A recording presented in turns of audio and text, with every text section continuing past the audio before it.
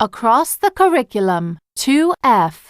Exercise 2, page 26.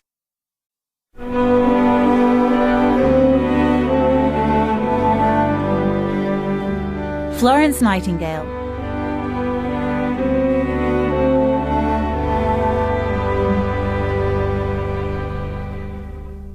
Florence Nightingale was born in Florence, Italy in 1820.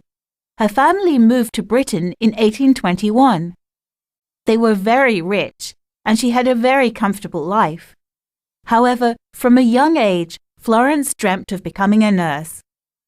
At the age of 35, her dream came true when she started working in a hospital.